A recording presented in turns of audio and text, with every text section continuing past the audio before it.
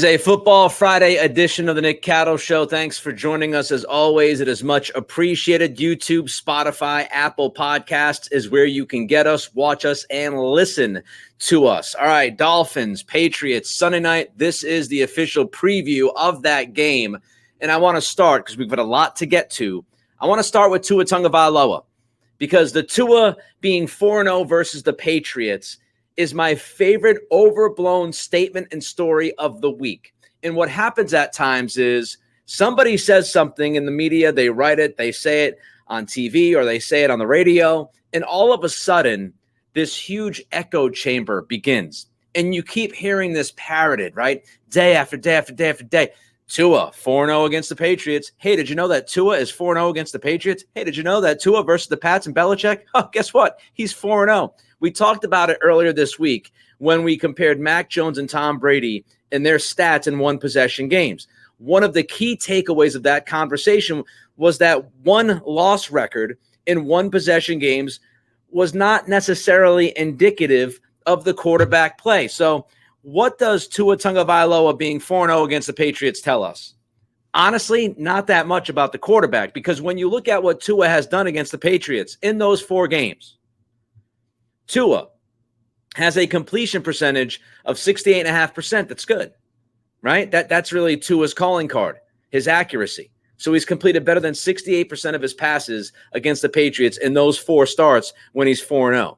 How many touchdowns do you think Tua had in those 4 games? I'll give you a second to think about it. How many touchdowns in those 4 games, those 4 wins, throwing the football, do you think Tua had? I'll tell you, Tua had 3 touchdowns. That's right. I'm not lying to you. Yes, Tua's 4-0 against the Patriots. He's thrown 3 touchdown passes in those 4 games. How many interceptions has he thrown? He's thrown 2. So 4 games against the Patriots, yes. 4 wins, 0 losses, but 3 touchdowns, 2 picks. His quarterback rating is under 89 at 88.7. How many yards per game do you think Tua has thrown for against the Patriots in these 4 wins? Yards per game, under 200 yards. So Tua averages 181.5 yards throwing the football per game against the Patriots during his career. So yes, Tua's 4-0 against the Patriots. But really what we should be saying is the Dolphins, with Tua as quarterback, are 4-0 against the Patriots, because that is the more accurate statement. Tua's 3 touchdowns, 2 picks, and 180 yards a game is not enough to sit there and say, oh, well, Tua has been a major difference in this matchup. How about points per game? Well, the Dolphins have scored 23 points a game in those 4 wins, 23 points a game. And I would also tell you that in one of those 4 games, the Dolphins scored 33 points, which really slants it, right? So they scored 23 points a game against the Patriots with Tua at quarterback. In one of those 4 games, they scored 33 points. And you might think that, hey, maybe that was Tua's great game. Not necessarily. Do you know how many yards Tua threw for in that game that the Dolphins beat the Patriots when they scored 33 points? Tua threw for 109 yards in that game. Again, win-loss record, result of the game, not always indicative of quarterback play. The most points the Dolphins have scored during Tua's tenure against the Patriots has been 33, yet the quarterback threw for barely over 100 yards. So let's put this in perspective. I would also ask this question for you, or to you. What do you think some people in the Boston media would say if the Patriots were 4-0 against the Dolphins, but Mac had those kinds of stats in the 4 games? What do you think they'd be saying? If Mac had thrown for 3 touchdowns, 2 picks, his passer rating was under 89, he was throwing for 181.5 yards per game, what do you think some in the Boston media would say? I'm going to take a stab at this. I'm going to guess that some in the media would say, well, the Patriots won in spite of Mac. Yeah, the Patriots are 4-0 against the Dolphins with Mac at quarterback, but Mac hasn't been great. Mac hasn't been good. Mac's only thrown 3 touchdowns. He's thrown 2 picks. He's thrown for less than 200 yards a game against Miami. Mac's not a Miami killer. It's interesting how things change when it's the opponent's quarterback instead of the quarterback in your own backyard. It's funny how those narratives change. If Mac had the stats of Tua, but he was 4-0 against the Dolphins, I bet you that at least some people would be saying, oh, yeah, but Mac can't win a shootout. I mean, Mac's winning because of the defense. Mac's winning because of the running game. Mac's winning because, the opposition isn't playing as well as they should be playing. It's funny how all of that changes. Yes, Mac Jones is 1-3 against the Dolphins, but Mac's play has actually been better than Tua's in those 4 games. So the Dolphins have beat the Patriots 4 straight times when Tua is the quarterback for Miami. That is the accurate statement. By the way, Mac Jones, if you want to compare Mac to Tua, again, Mac is 1-3 in the 4 games against the Dolphins that he has played as QB1. But when you look at the statistics compared to Tua, the completion percentage is a wash. Interceptions are a wash. They both have 2. Mac, however, is +2 in touchdowns. Mac is +60 yards per game. And Mac is also +7 in passer rating. So Mac is 1-3 against the Dolphins, but he has played much better than Tua has, even though Tua is 4-0 against the Patriots. And the Patriots, with Mac at quarterback in those 4 games, averaging 17 points a game, I'd point out that in one of those 4 games, the Patriots scored only 7 points. And guess when that was? That was week 1 of the Matt Patricia, Joe Judge era in 2022. They scored 7 points. I rest my case. The echo chamber needs to calm down. Now, what will the Patriots do against Tua on Sunday night? First and foremost, they love playing zone against Miami. When you look at this, according to Evan Lazar, last season, the Patriots played zone against the Dolphins 79.5% of the time. And really, why is that? Because priority number 1 is to limit the big plays. You want to limit the big plays when you play the Dolphins, when you play Tyreek Hill and Jalen Waddle, which the Chargers did a terrible job of last week. In week 1, Miami had 14 explosive passes. That is the most explosive passes in a single NFL game since 2011. And this should not have been a surprise because when you look at the Chargers last year, when it came to explosive play rate or explosive pass rate, the Chargers were second to last in the league. They give up big plays, folks. That's what the Chargers do. That's what Brandon Staley does. They give up big plays. And when you look at what the Patriots did last week against the Eagles, they gave up only 1 play over 20 yards. And when you think about Philadelphia, you saw this last night against Minnesota, they have big plays. The Eagles had 80 plays last year of 20 or more yards, and the Patriots kept them to 1 last week. The defensive backs in New England, they have to communicate. They've got to make sure they're all on the same page, no missed assignments. They have to be prepared for pre-snap motion because Mike McDaniel, the coach of the Dolphins, he has a lot of motion in his offense. They showed that last week against the Chargers. So the Patriots have to communicate. They've got to be on the same page. They've got to be prepared for that motion. Safeties have to take the correct angles when they're coming down to tackle, which is why Jalen Waddle had that huge touchdown last year because Kyle Duggar took a terrible angle and Waddle took it to the house at the end of the first half. You can't have plays like that happen on Sunday night. You have to tackle. You've got to be sure in that spot.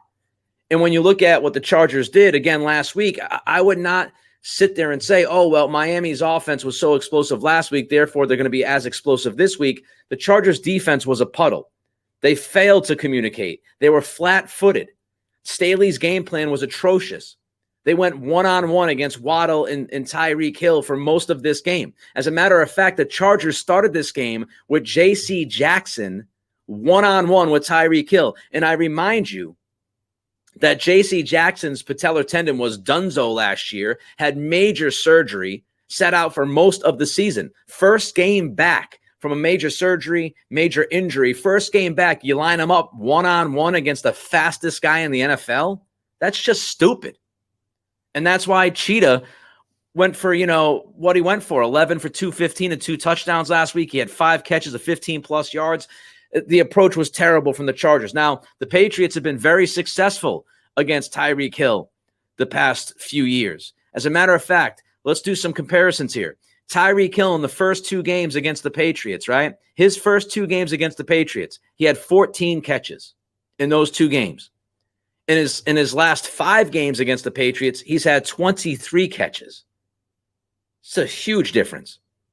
Yards is even more dramatic. In the first 2 games that Tyreek played against the Patriots as a Kansas City Chief, Hill had 275 yards receiving against the Pats. The 5 games since, he's had 317 receiving yards against the Pats. In 42 of those 317 yards, by the way, came from 1 reception in the playoff game that he played against New England. So he had 1 catch for 42 yards in that playoff game, 42 of the 317, that 1 play. How about touchdowns? Hill in his first 2 games against the Patriots, he had 4 touchdowns. In the 5 games since, he's had 1. And the major reason for all of this is Jonathan Jones. We'll get to him in a second as far as his status this week. Not so great news at practice today. So Mark Daniels of Mass Live tweeted this out. In 6 games, Hill has 7 catches on 16 targets for 88 yards against Jonathan Jones. 7 catches, 16 targets, 88 yards. Opposing quarterbacks, when throwing to Hill versus Jones, when Jones is in coverage, have a 35.4 passer rating. In the way that the Patriots have done this, they've given help over the top with Jones, post safety help. They have rerouted Tyreek Hill when they play zone. Guys that are lined up in the short zone will jam Hill as he's trying to get into his route. And they will do a good job of rallying if Hill catches the football. They will rally after the catch. They'll take proper angles and they'll tackle well. That's how the Patriots have defended Hill in the last 5 games. But again, the biggest issue right now is Jonathan Jones' health. Jones did not practice today due to his ankle. Yesterday, he was limited. Usually when a Patriot doesn't practice on a Friday, he does not play that weekend. So when you take Jonathan Jones out of the equation for Sunday night, if that's what happens, this could be a completely different football game than I thought that it was going to be just 36 hours ago. Jones is key to slowing down Hill. Key. Gave you the stats. So how will the Patriots defend Tyreek Hill and the Dolphins without Jonathan Jones? If that's what happens, this is a huge, huge opportunity for Marcus Jones. Marcus Jones might draw the assignment, or you could put Christian Gonzalez on Tyreek Hill. But one of those 2 young guys are really going to have to play excellent football and disciplined football to slow down Hill on Sunday night. Cannot overlook or understate the difference that Jonathan Jones makes out there against Hill or not out there against Hill. It's huge. It's huge. And of course, you have the trickle-down effect as well, the domino effect, the impact, because you don't have Jack Jones due to the injury. Jonathan Jones might be out due to injury. So now you have to put Christian Gonzalez or Marcus Jones on Hill. You have to help over the top on that matchup. You do it with Jonathan Jones. You're certainly going to do it with Marcus or Christian Gonzalez. And then on the other side, you've got to deal with Jalen Waddle, which means it's either going to be Marcus Jones on Waddle. You might put Gonzalez on Waddle. You might put Miles Bryant on Waddle. And this puts a lot of pressure on the pass rush. They've got to get to Tua quick. Terron Armstead, out of his non-contact jersey, left tackle for the Dolphins, he might play on Sunday night. But this pass rush has to get home. This pass rush has to bother Mac. Not Mac. This pass rush has to bother Tua. It has to. Because if the pass rush doesn't get there, this is going to be a little difficult without Jonathan Jones if he is out. I do think if you take away Tua's first read and you do get pressure on him, he will panic, he will make mistakes, he will make bad decisions. He'll fumble the football, he'll throw up a couple of possible picks. So that to me is really the major difference here.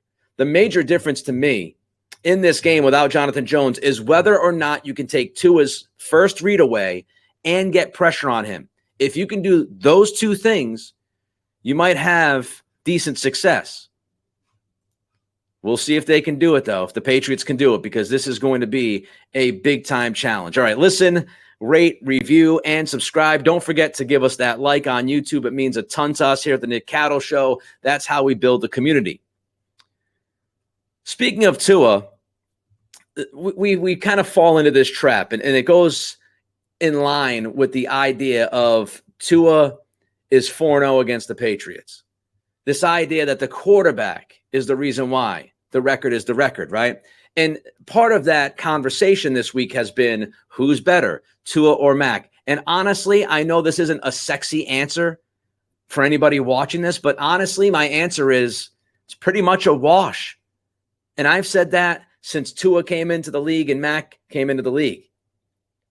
Those two guys are very, very similar from the same college program. Now, if you were going to break it down, I'd say that Mac is slightly better at processing, especially if you take the first read away.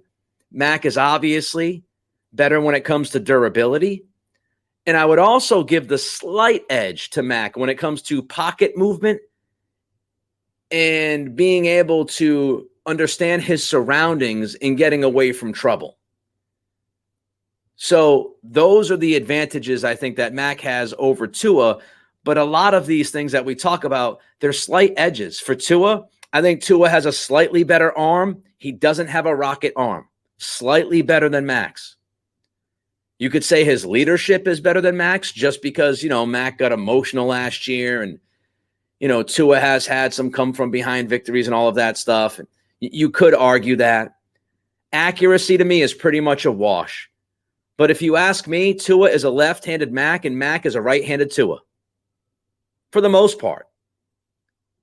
Slight edge to one of those two guys. If you asked me, I would give the slight edge to Mac because of the injury history. He has a bigger frame. I do think he has better processing and he has better pocket manipulation. All right, let's keep it moving here.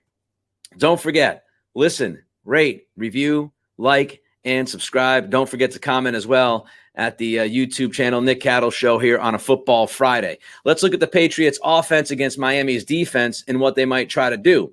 And I hate having to talk about injuries so much, but they're going to play a pivotal role in this game on Sunday night. I don't agree when some in the media will come out and they'll say, oh, well, it's next man up, excuses. No. Injuries to me are not excuses. Injuries are reasons. They're not excuses, they're reasons. And there is a clear difference. You can't tell me if Rob Gronkowski was fully healthy against the Giants going back 2011, that would not have impacted the game. Of course it would have. And it's disingenuous to say that it would not have. So when we look at this Patriots offense against this Miami defense, I tell you, Miami's defense was not good last week. However, you look at this offensive line for the Patriots, Sidney So, Trent Brown, both did not practice today. As I said about Jones, if you don't get on the field for practice on Friday, you usually don't get on the field for the game on Sunday. So I think right now we can pencil in Jonathan Jones being out, but also Sidney So, who was your starting right guard last week, and Trent Brown, your starting left tackle. I do not expect those guys to be out there playing. And David Andrews, he's got a hammy. I think he'll play, but how much will it bug him? We'll have to wait and see. He was by far the best offensive lineman for the Patriots last week. By far against Philly. Owenu, Strange, do they come back? We don't know. If those two guys come back or one of the two comes back, then you could feel a little bit better. And if the offensive line is all sorts of banged up, as we saw last week, that's going to impact the quarterback, impacts the pressure on the quarterback, impacts the running game, which could help support the quarterback, takes away the play action. Last week, Bill O'Brien did not want to call a lot of play action because he was concerned about Mac Jones turning his back towards that defensive line. And then when he looks to the receivers, as he turns around, all of a sudden he's got two or three guys in his face. So if this offensive line is a mash unit, even worse than last weekend, expect less play action. They might have some trouble running the football. Jones might get hit a number of times. He might not have room to step into his throws, which will affect the zip on the ball like it did against the Eagles. Offensive line's a huge story. Now, let's look at Miami's defense. Vic Fangio, this is his first year in Miami, so this is all new to these Dolphins defenders. And frankly, they did not look ready last week against the Chargers. They had some miscommunications, not really understanding the principles of this defense yet. So I don't think this Dolphins defense is on the same page right now, which the Patriots could take advantage of. The other thing that's good for the Patriots this weekend and good for Mac Jones is the fact that they played against Philly last week. And Sean Desai, who was the defensive coordinator for Philly, he is a Vic Fangio disciple. He coached underneath Fangio in Chicago going back a couple years ago. So what Mac saw last week against Philly is going to be very similar in most cases to what he sees against Miami on Sunday night. He has been primed for this game on Sunday night because of what had happened last week. So it should not be very foreign to Mac. And there is some disguising that Fangio does, and Mac has to process well. He's got to make sure he doesn't take some bait. But he should be more comfortable this weekend than he was last weekend because it's very similar defensive schemes. That's some good news. The too high safety stuff, the Dolphins are going to want Mac to dink and dunk his way down the field. And that's mostly what the Pats had to do last week, right? Not a ton of explosive plays, but they proved they can move the football last week against a defense like this. And I think Miami's defense is less talented than Philadelphia's defense. Fangio doesn't blitz often, so don't look for him to send the house very often. As a matter of fact, Fangio, when he was in Chicago, he was tied for the fewest blitzes called while he was in Chicago. So that is something he does not love to do. If the offensive line is okay, this is a game where the Patriots' run game should eat. Ramondre Stevenson should crush it. Ezekiel Elliott should crush it. Both running backs, any running back you put in the game, Ty Montgomery, if he's in there, should have success. The Miami run defense was putrid last week against the Chargers. It was embarrassing. So if you're the Patriots, if you're Bill O'Brien, I think you come into Sunday night thinking we're going to run the football down their throat. Now, again, you need healthy offensive linemen to help you do that. Last week, some of that story of the lack of the run was Ramondre being sick, but also the offensive line not being able to block. But if their offensive line is somewhat or relatively healthy, then this is the kind of game where the Patriots could put up 200 rushing yards. The Chargers put up 234 last weekend. And I would also say this, if you get one of Owenu or Strange back and David Andrews is okay from a health standpoint, the Patriots should still be able to run the football just with two of those three guys in that interior offensive line. So the Patriots should be able to run. And then if you're able to run, it'll be fascinating to see if or how Fangio responds to that and adjusts to it, because that might open up some things for Mac in the pass game. I would expect more quick game this week from Mac. More quick game. Bunch formation, stuff that we saw work against the Eagles. I would think you'd see some of that on Sunday night. And Mac has to get off to a good start. He has to get off to a good start in this game. Obviously did not do that against Philly. How much was that the weather? How much was that Mac being so amped up because it was Brady Day? He has to be better. He might get Devontae Parker back this weekend. Not sure how healthy Parker will be, but Parker practiced today. He had a sleeve on the left leg. So Devontae might be coming back on Sunday night. Is he 60%, 70%, 80%? I have no freaking idea. As surprising as this may be, Devontae Parker is not texting me about his health status. But if Parker is out there, that should help. You should have less Kayshon Boutte and more Parker, or at least Parker out there, which he wasn't last weekend. I would also like to see more Mike Gesicki in this game, got involved more in the second half. I think it's crucial for the Patriots to start to develop that chemistry between Mack and Gesicki. I think the Patriots will lean more on 2 tight end sets as the season goes on. So I'd like to see Gesicki more involved from the jump. That would help. I would also like to see more snaps for Demario Douglas. I'd like to see more pop in the game on Sunday night. All right, prediction coming up. But first, again, I tell you, rate, review, like, and subscribe to the Nick Cattle Show. We are on YouTube. We are on Spotify. We are on Apple Pods. If you like or love what you're watching, listening to, help us out. Help us build this community. The prediction is so tough. And usually I'm fine with predictions. I think last year I was 15-2 calling Patriots games on the Greg Bedard Patriots podcast, which you could also listen to. So I don't mind predictions. Somewhat enjoy the prediction business. But this one's tough because we don't know who the hell is going to play on Sunday night. If you told me Jonathan Jones is going to play, even at 75%, 80%, that changes the dynamic. If you tell me that Strange and or Owenu are playing on Sunday night, changes the dynamic.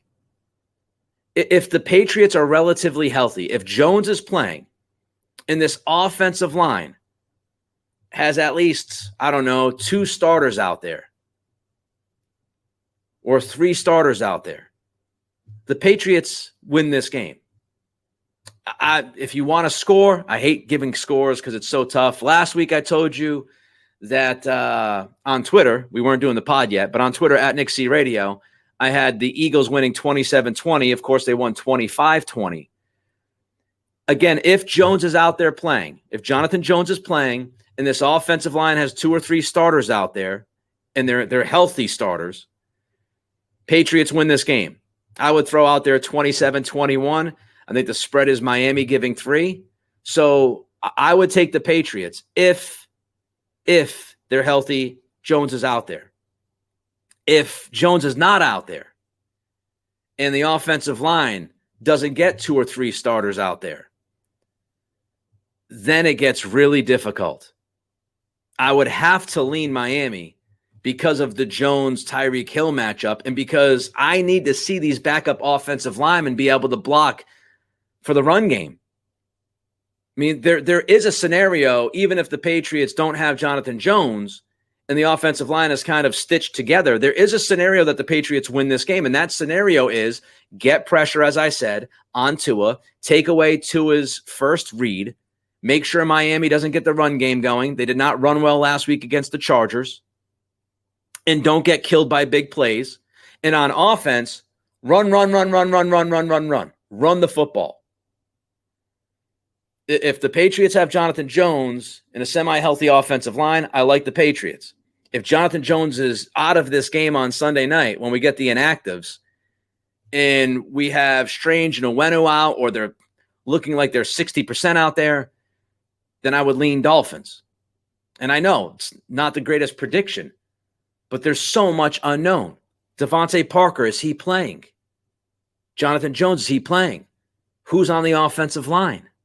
There's just so many questions health-wise that I'm not going to sit there and say, lock it in. This is what's going to happen. All right, we'll watch the game on Sunday night, of course. Follow me on Twitter at Nick C Radio or X, whatever they call it. We'll be back on Monday to react to this game and see what actually happened when these two teams played. Sunday night, it should be fun at Gillette. Everybody have a great weekend. Be safe. Have some fun. We'll be back on Monday. It's the Nick Cattle Show on Spotify, Apple Pods, and, of course, on YouTube.